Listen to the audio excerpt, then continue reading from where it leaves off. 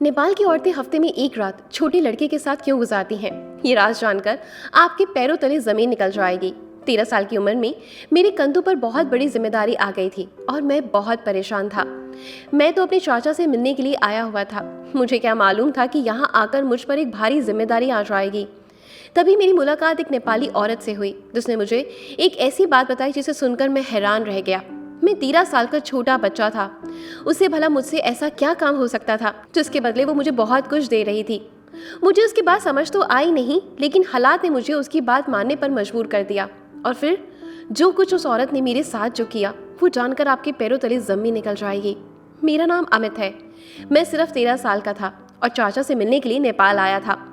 और मेरे चाचा मुझे लेने के लिए एयरपोर्ट आ रहे थे कि रास्ते में उनका बहुत बुरा एक्सीडेंट हो गया। वो बुरी तरीके से घायल होकर अस्पताल पहुंच गए थे। जब एयरपोर्ट पर चाचा की जगह उनके दोस्त मुझे लेने आए और ये खबर सुनाई कि मेरे चाचा अस्पताल में पड़े हैं तो मैं बिल्कुल घबरा गया। मुझे मनाली से मेरी मम्मी ने हवाई जहाज में बिठाया था और यहाँ मुझे चाचा लेने आने वाले थे। लेकिन चाचा के दोस्त को देखकर सारी बात सुनकर मेरी जान निकल गई थी। मैं बहुत जिद करके नेपाल आया था क्योंकि मेरी स्कूल की छुट्टी हुई थी और मैं कुछ वक्त अपने चाचा के साथ बिताना चाहता था और नेपाल घूमना चाहता था। मैं मम्मी पापा का इकलौता बेटा था, इसलिए मेरी मम्मी जिद पर पापा मान गए और मुझे चाचा के पास भेज दिया। लेकिन मुझे क्या मालूम था कि मुझे यहाँ आने पर ऐसी मुसीबत टूट पड़ेगी। जब मैं अस्पताल पहुंचा तो ये देखकर मेरे आंसू बहने लगे कि मेरे चाचा बहुत ही बुरी हालत में अस्पताल में एडमिट थे। उनके पूरे शरीर पर पट्टी बंधी हुई थी। डॉक्टर ने बताया था कि उनके काफ़ी सारी हड्डियों में फ्रैक्चर हुआ है। अभी ये परेशानी चल ही रही थी, तभी पता चला कि कंपनी ने चाचा की एक्सीडेंट का सुनकर उन्हें छुट्टियां दे दी हैं और चाचा के पास अगले 6 महीने तक कोई काम नहीं। कंपनी चाचा का बोझ नहीं उठाना चाहती थी, इसलिए उन्होंने 6 महीने के लिए छुट्टी दे दी और चाचा की जगह किसी दूसरे आदमी को रख लिया। जब चाचा होश में आए, जब उन्हें ये बात पता चली तो वो बहुत ज्यादा रोने लगे क्योंकि चाचा के पास सिर्फ घर की जिम्मेदारी नहीं बल्कि 2 कुंवारी बहनें भी घर में थी। उन्हीं की वजह से चाचा नेपाल कमाने आए थे और मुझे और मम्मी पापा और चाची को उस वक्त छोड़ के यहाँ से चले आए थे जब मैं सिर्फ 6 महीने का था। यहाँ आने के बाद से चाचा 2 बहनों की शादी कर चुके थे, लेकिन 2 बहनें अभी भी बाकी थी और यही सोचकर चाचा की तबीयत और खराब होने लगी कि अब आगे क्या होगा। चाचा को इतना परेशान और तकलीफ में देखकर मुझे अपने आप पर गुस्सा आ रहा था। ना मैं यहाँ आने की जिद करता और ना ही चाचा का एक्सीडेंट होता। मेरी नज़र में तो चाचा की उस हालत का जिम्मेदार सिर्फ मैं ही था।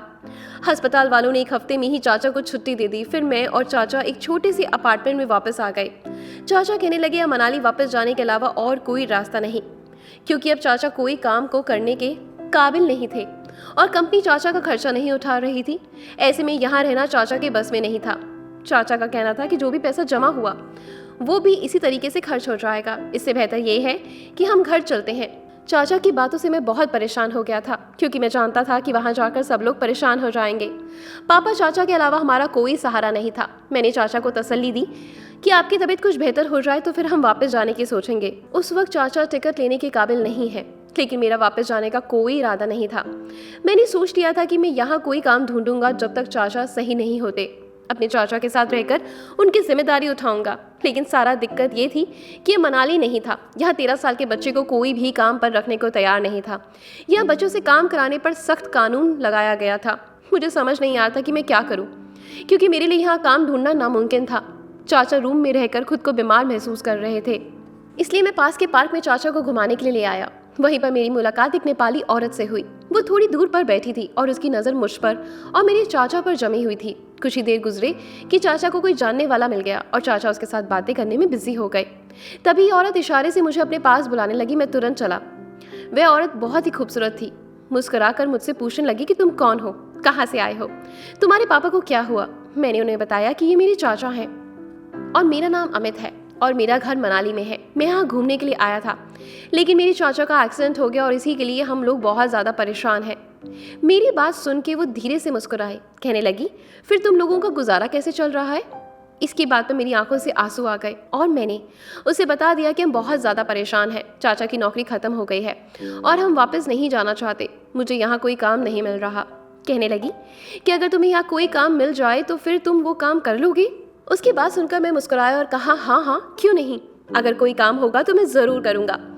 घर जाकर हमारा गुजारा होना बहुत मुश्किल हो जाएगा, इसलिए मैं खुद ही यही चाहता हूँ कि 6 महीने तक मैं चाचा की जगह उनकी सारी जिम्मेदारी उठा लूँ। मेरी बात सुनकर वो खुशी से कहने लगी कि तुम मुझे बहुत पसंद आए हो। मुझे तुम्हारे जैसे ही लड़के की जरूरत थी, जो मेहनत से जीना चाहता हो और अपने घर वालों की खातिर जान तक देने को राजी हो। मैंने हैरानी से पूछा कि क्या आपके पास मेरे लिए कोई नौकरी है? हाँ, मेरे पास तुम्हारे लिए बहुत अच्छा काम है, जिसे करके तुम्हें खुशी भी होगी और पैसे भी बहुत अच्छे मिलेंगे। उसकी बात सुनकर मैं खुश हो गया। अगर मुझे कोई काम मिल जाता तो उससे अच्छी बात क्या हो सकती थी। इसलिए मैंने उसे कहा, ठीक है, आप मुझे बस काम बता दीजिए, मैं अपने चाचा से बात कर लूंगा। कहने लगी, तुम्हें रोज सुबह से शाम तक मेरे बंगले पर आना है और हफ्ते के आखिरी दिन मैं तुम्हें काम भी बता दूंगी और पैसे भी दे दूंगी। उसने मुझे अपने बंगले का एड्रेस भी समझा दिया और कहने लगी कि मैं तुम्हारा इंतजार करूंगी, अगर तुम आओगे तो मुझे खुशी होगी। वह बहुत अच्छे से बात कर रही थी। मैंने उससे कहा कि आप मुझे काम तो बता दीजिए। तो मुस्कुराकर कहने लगी, अमित, इतनी भी क्या जल्दी है, पहले तुम आ तो जाओ। मैं उससे और कोई सवाल पूछता कि उससे पहले ही चाचा ने मुझे आवाज दी। उनके दोस्त जा चुके थे और चाचा के चेहरे पर तकलीफ दिख रही थी, शायद उन्हें बैठने में तकलीफ हो रही थी। मैं फौरन चाचा की तरफ पलटा और वह हैरत से पूछने लगे कि तुम नेपाली औरत से क्या बात कर रहे थे। मैंने चाचा को बता दिया कि वो औरत मुझसे अपने बंगले का काम करवाना चाहती है और इसलिए उसने मुझे बुलाया है। मुझे भी यही लगता था कि उस औरत को मुझसे अपने बंगले का काम करवाना होगा, वरना मुझ जैसे छोटे बच्चे से और क्या काम करवा सकती है। इसलिए मैंने चाचा को ये बात बता दी। मेरी बात सुनते ही चाचा साफ साफ मना करने लग गए और कहा कि मेरे बच्चे, अभी तुम सिर्फ 13 साल के हो, तुम यहाँ मेरे पास घूमने के लिए आए हो, मैं तुम्हें किसी काम पर नहीं लगा सकता। पता नहीं वह नेपाली औरत कौन है और तुमसे कितना काम करवाएगी। चाचा की बातें सुनकर मैंने उन्हें दिलासा दिया कि चाचा, सिर्फ 6 महीने की ही तो बात है, एक बार आप ठीक हो जाइए तो फिर दोबारा से अपनी कंपनी में नौकरी कर लीजिएगा और मैं वापस चला जाऊंगा। तब तक घर का खर्चा चलाने के लिए कुछ ना कुछ तो करना ही है। अगर वो औरत मुझे अच्छे पैसे देने को तैयार है तो फिर मुझे काम करने में कोई एतराज नहीं। चाचा ने नम आंखों से मुझे देखा, कहने लगे कि मेरा 13 साल का बच्चा इतना बड़ा हो गया है कि अब मुझे समझाने लगा है। मैंने चाचा से कहा कि एक बार उस औरत पर भरोसा करके देख लेते हैं। मैं काम पर एक दिन जाऊंगा, अगर मुझे काम समझ आ जाएगा तो करूंगा, वरना नहीं। मेरी बात सुनकर और घर की परेशानी देखकर चाचा मान गए और कहने लगे कि अगर तुम्हें कोई भी परेशानी हो तो फौरन वापस आ जाना। मैंने पलटकर उस औरत की तरफ देखा। वो औरत वहां से जा चुकी थी। मैंने सोच लिया था कि मैं अगली सुबह उसके पास जाऊंगा और काम देखूंगा। ये काम मुझे किस्मत से मिल रहा था, वरना मैं तो मान चुका था कि मेरे लिए यहाँ कोई काम नहीं। सारी रात मैं यही सोच रहा था कि पता नहीं उस औरत को मुझसे क्या काम करवाना है और उसका बंगला कितना बड़ा होगा, वहाँ कितनी मेहनत करनी पड़ेगी। लेकिन फिर आंखें बंद करता तो अपनी माँ बाप और बुआ का ख्याल आने लगता। मेरी दोनों बुआ की शादी ही उम्र हो चुकी थी और गरीबी की वजह से उनकी शादी नहीं हुई थी। इसी वजह से तो मेरा पापा मजदूरी करते थे और चाचा परदेश रह रहे थे। अगली सुबह में चाचा के सारे काम करके उन्हें नाश्ता देकर बंगले पर जाने के लिए निकल गया। बंगला हमारे यहाँ से ज्यादा दूर नहीं था, इसलिए चाचा को मुझे अकेले भेजते हुए डर नहीं लगा। मैंने चाचा को यकीन दिलाया कि अगर कोई भी बात होगी तो मैं फौरन वापस आ जाऊंगा। उस औरत के बंगले पर पहुंचते ही मैंने चौकीदार को जैसे ही बताया कि मुझे मालकिन ने बुलाया है, उसने सर से पैर तक मुझे देखा और कहने लगा, तुम मालकिन के पास रहोगे? वह बहुत अजीब सा बोल रहा था और अजीब नजरों से मुझे देख रहा था। चौकीदार ने कैम्प के जरिए एक नौकरानी को बाहर बुलाया। चौकीदार ने मुस्कुराकर उस नौकरानी से कहा कि मालकिन एक से बढ़कर एक खूबसूरत बच्चा ढूंढती है, मालकिन की नजर की दाद देनी पड़ेगी। चौकीदार की बात पर मैं हैरान रह गया। भला काम करवाने के लिए किसी को खूबसूरत होने की क्या जरूरत थी? मालकिन तो मेरे काम से मतलब होना चाहिए था। मुझे तो चौकीदार कुछ पागल महसूस हुआ। वो औरत चौकीदार की बात सुनकर जोर से हंसी और मेरा हाथ पकड़ के मुझे बंगले के अंदर ले गई। बंगला बहुत खूबसूरत था, किसी चीज की कोई कमी नहीं थी। ऐसा लगता था कि सोने का महल हो। मैं एक खूबसूरत सोफे पर बैठा, मेरे सामने शरबत रखा गया, बिल्कुल एक जैसे कि मैं कोई खास मेहमान हूँ। थोड़ी ही देर में मालकिन वहां चली आई। मैं मालकिन को देखकर हैरान रह गया। वह बहुत खूबसूरत थी, लेकिन अब वो एक मॉडर्न किस्म की मैक्सी पहने, बहुत सारा मेकअप किए मेरे सामने बैठी थी। वह बहुत ही खूबसूरत लग रही थी। मैंने अपनी नजरें झुका ली। जो भी था वो मेरी मालकिन थी और मैं यहाँ काम के लिए आया था। मैंने शरबत पी लिया और मालकिन ने कहा, तुम थोड़ी देर मेरे कमरे में जाकर आराम कर लो।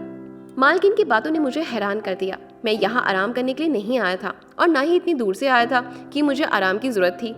मैंने फौरन कहा कि आप मुझे काम बता दीजिए, मैं बिल्कुल ठीक हूँ और हर काम बहुत ही ईमानदारी और तेजी से करूंगा। मेरी बात सुनकर वह मुस्कुराई और बोली, काम तो तुम्हें ईमानदारी से ही करना होगा, इसी बात के तो तुम्हें पैसे मिलेंगे। अभी तुम जाकर कमरे में आराम करो, फिर मैं तुम्हारे पास आकर तुम्हें बताती हूँ कि तुम्हें क्या काम करना है। दूसरी नौकरानी ने मुझे कमरे में पहुंचा दिया और साथ ही मेरे पास बहुत सारे फ्रूट्स भी रख दिए। मैं जब से आया था चाचा की तबीयत को लेकर काफ़ी परेशान था। ना ही ठीक से आईना देखा था और ना ही अपने खाने पीने पर ध्यान दिया था।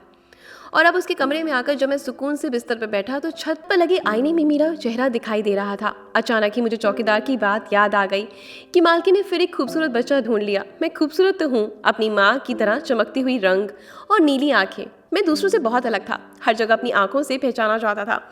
कुछ ही देर गुजरी थी कि कमरे का दरवाजा खुला और मालकिन के साथ एक औरत अंदर चली आई। मैं तुरंत उठकर बैठ गया। मालकिन ने उस औरत को मुझसे मिलवाया। उस औरत का नाम शीला था। मालकिन कहने लगी, ये तुम्हें आज से उठने बैठने का तौर तरीका सिखाएगी, किस तरह बात की जाती है, इस देश के तौर तरीका क्या है और थोड़ी बहुत यहाँ की भाषा सिखा देगी। मालकिन की बात मुझे बहुत अजीब सी लगी। मुझे नेपाल के तौर तरीके सीखने की क्या जरूरत थी और उठने बैठने के तरीके मुझे तो मालूम थे। फिर मालकिन खासकर एक औरत को मेरे पीछे क्यों लगाई थी? मुझे काम ही तो करना था, फिर नेपाली तरीके सीख कर मैं क्या करता? वो कहने लगी कि 1 हफ्ते तक तुम्हें यहाँ सब कुछ सीखना है और उसके बाद तुम मेरे काम आओगे। 1 हफ्ते तुम्हें शीला के साथ ही गुजारना है और सुबह से लेकर शाम तक शीला तुम्हें हर छोटी से छोटी बात सिखाएगी। मालकिन मुझे शीला के हवाले करके चली गई। शीला एक बहुत ही अच्छी और हंसमुख औरत थी और बहुत अच्छे से हर चीज़ सिखा रही थी, यहाँ तक कि लोगों के सामने कैसे बैठना चाहिए। एक बात मैं समझ नहीं पा रहा था कि एक नौकर को इतना ज़्यादा ट्रेनिंग की क्या ज़रूरत। पहले दिन जब मैं शाम को घर लौटा तो चाचा मेरी फिक्र में बहुत ज़्यादा परेशान थे। वे मुझे देखते ही कहने लगे कि आज मैं सारा वक्त तुम्हारे बारे में ही सोचता रहा। बताओ, तुमने पहला दिन क्या काम किया, तुमसे कितना काम करवाया? जब मैंने चाचा को बताया कि मुझे सिर्फ उठने बैठने के नेपाली तौर तरीके सिखाए गए तो मेरी बात सुनकर चाचा मुस्कुरा दिए। मैंने हैरत से चाचा की मुस्कुराने की वजह पूछी तो चाचा कहने लगे, ये नेपाली लोग बहुत अजीब होते हैं, एक कुत्ता भी रखते हैं तो उसकी भी नस्ल मालूम करते हैं, फिर तुमको तो कैसे रख सकते थे? यकीनन वो पहले तुम्हें अपने तौर तरीके सिखाकर अपने काबिल बनाएंगे कि तुम उनके महल में काम कर सको। चलो अच्छा है, इस तरह तुम्हें बहुत कुछ सीखने को मिल जाएगा। जब तक तुम काम का बोझ नहीं है, तुम दिल लगाकर सब कुछ सीख जाओ। जब मैं सही हो जाऊंगा तो वापस अपनी नौकरी पर चला जाऊंगा और तुम्हें वापस भेज दूंगा तुम्हारी माँ और पापा के पास। तुम्हारे बिना इतने दिन नहीं रह सकते। पहले ही वो मेरी दूरी का दुख उठा रहे हैं, मैं नहीं चाहता कि तुम्हें भी उनसे दूर कर दूं। चाचा ठीक कह रहे थे, मम्मी पापा मेरे बिना बहुत अकेले हो गए थे। मैंने रोज मालकिन के बंगले पर जाना शुरू कर दिया। मुझे अच्छे से अच्छे कपड़ा पहनने के लिए दिया जाता, मेरे बालों को नई स्टाइल से बनवा दिया जाता, मुझे हर तरह का अच्छा खाना खिलाया जाता। 4 दिन में ही बहुत ज्यादा बदलाव आ गया था। खुद को आईने में देखकर ऐसा लगता था कि मैं वही 13 साल का बच्चा हूँ। यहाँ का खाना पीना मेरी सेहत को बहुत अच्छा कर दिया था।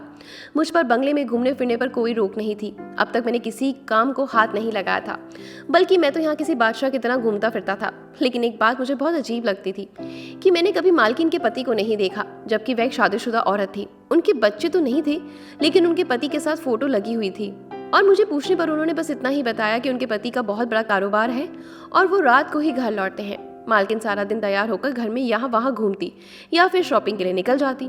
जब मैंने शीला से तौर तरीके सीखे, मालकिन मुझे भी अपने साथ ले जाने लगी और वो मेरा हाथ पकड़कर शॉपिंग मॉल्स में घूमती, मुझे मेरी पसंद की चीज़ें दिलाती। और मैं अपनी इस नौकरी पर बहुत हैरान था कि जिसके लिए मुझे एक तो सैलरी भी मिल रही थी और इतना सम्मान भी।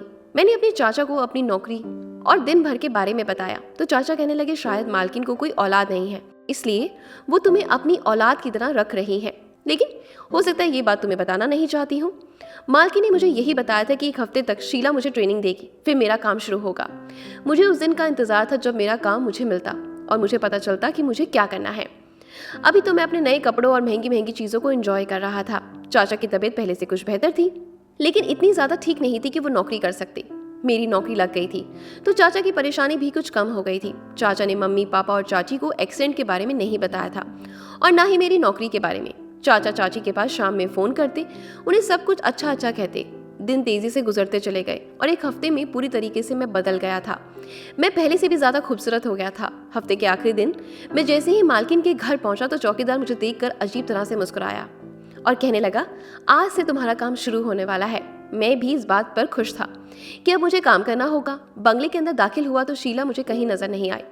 दूसरी नौकरानी मुझे कहने लगी, आज आपको सीधे मालकिन के कमरे में जाना है। मैं जब से यहाँ आया था एक बार भी मालकिन के कमरे में नहीं गया था। मालकिन का कमरा हमेशा लॉक रहता था। मैं जैसे ही मालकिन के कमरे में दाखिल हुआ तो ये देखकर हैरान रह गया। मालकिन का कमरा पूरी तरीके से सजा हुआ था, जैसे कि नई नवेली दुल्हन का कमरा हो। मालकिन ने मुझे हाथ पकड़कर अपने बिस्तर पर बिठाया और नोटों की गद्दी मेरे हाथ में पकड़ा दी और कहने लगी, ये तुम्हारी इस हफ्ते की सैलरी। आज का पूरा एक दिन तुम्हें मेरे साथ इस कमरे में ही गुजारना होगा और आने वाले 1 हफ्ते तुम उसी तरह गुजारना जिस तरह तुमने इस हफ्ते में गुजारे हैं। मालकिन की बात मुझे समझ तो नहीं आई थी, पर ये इतने सारे नोट देखकर मैं बहुत खुश हो गया था। मैंने मालकिन से कहा कि आप जो भी कहेंगी मैं पूरी ईमानदारी के साथ करूंगा। फिर जो कुछ मालकिन ने मुझसे कहा वो सुनकर मेरे होश उड़ गए थे। ये कैसे मुमकिन था? मैं मालकिन के साथ इस तरह का कैसे कर सकता था? मैं 13 साल का एक छोटा बच्चा था और मालकिन जिस चीज़ की ख्वाहिश रखती थी वो पूरा करना मेरे लिए पॉसिबल नहीं था। वो कहने लगी, मैंने तुम्हें पूरा एक हफ्ते हर तरह की आज़ादी दी है, तुम्हें तौर तरीके सिखाकर अपने काबिल बनाया है, अब तुम इस काम से मना नहीं कर सकते। ये पैसे तुम्हें इसी काम के लिए दिए गए हैं, इससे पहले तो तुमने कोई काम नहीं किया। मैं तुम्हें अपने काबिल बनाने के लिए बहुत मेहनत की है। वो कहने लगी, हम औरतों की जिंदगी में बहुत अजीब होती है। दूसरे लोग हमारा पैसा और हमारी जिंदगी देखकर चलते हैं, लेकिन कोई हमसे पूछे कि हमारे दिल पर क्या गुजरती है। हमारे पति को ऐश की आदत हो गई है और एक रूम में कई औरतों को रखते हैं और अपनी पत्नी को वक्त देना भूल जाते हैं।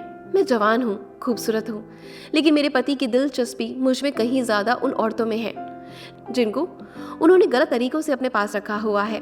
इसलिए मैं भी हफ्ते का एक दिन छोटे लड़के के साथ गुजारती हूँ और अपनी ख्वाहिशों को पूरा करती हूँ। इस तरह ना ही मैं गर्भवती हो सकती हूँ और ना ही किसी को इस बात पर शक हो सकता है। मैं जानती हूँ कि ये गलत है, लेकिन मेरा पति भी तो मुझसे धोखा दे रहा है, फिर मैं क्यों ना उसे धोखा दूँ। मैं बदले की आग में जलती रहती हूँ और ये इसी तरह ठंडी होती है जब मैं किसी छोटे बच्चे को अपने बिस्तर तक ले आती हूँ। तुमसे ये पहले भी कुछ लड़कों को मैंने इसी तरीके से इस्तेमाल किया, लेकिन कोई भी तुम्हारे जैसा नहीं था। मैं उसे हमेशा अपने पास रखती, लेकिन तुम इतने खूबसूरत हो कि मैं तुम्हें पूरा एक हफ्ते अपने घर बुलाती रही। इन पैसों की वजह से तुम मुझे खुश कर दो, मैं तुम्हें जिंदगी भर अपने साथ रख लूंगी। ना ही तुम्हारे पापा को नौकरी की जरूरत होगी और ना ही तुम्हें घर वापस जाना पड़ेगा। तुम अपने चाचा को अपनी चाची के पास वापस भेज देना। मैं छोटा जरूर था, लेकिन बेअकल नहीं था। मालकिन की एक एक बात मुझे समझ आ रही थी। मैंने वो सारे पैसे मालकिन के हाथ में पकड़ाए और साफ शब्दों में कह दिया, मुझे इन पैसों की जरूरत नहीं, मैं पाप के रास्ते पर चलकर पैसे नहीं कमा सकता। मालकिन के लाख रोकने के बावजूद भी मैं वापस चला गया। मालकिन को यकीन था कि पैसे की चमक मुझे रोक लेगी, लेकिन पैसों की चमक से ज्यादा मेरी माँ की परवरिश अहम थी। मेरी माँ ने मुझे हमेशा सीधे रास्ते पर चलना सिखाया था। मैं गिरते पड़ते वापस अपने चाचा के पास चला आया और अपने चाचा से कहा, अब हमारे लिए यहाँ कुछ नहीं रखा, ये लोग बहुत ही जालिम हैं, हम वापस अपने देश चलते हैं। एक रोटी खाएंगे लेकिन इज्जत की खाएंगे। आपकी थोड़ी सी बीमारी पर कंपनी वालों ने आपको बाहर निकाल दिया, जबकि आप सालों से उनके पास नौकरी कर रहे थे और मेरी मालकिन की नीयत ही कुछ और थी जिसे मैं समझ ही नहीं पाया। चौकीदार का मुस्कुराता चेहरा मुझे आज समझ आया था। मैं अपने चाचा के साथ वापसी का टिकट ले चुका था और आने वाली जिंदगी मुश्किल जरूर थी, लेकिन पापों से भरी हुई नहीं थी। मेरी माँ ने मुझे सिखाया था, जिंदगी देना इंसान के हाथ में नहीं है बल्कि भगवान के हाथ में है।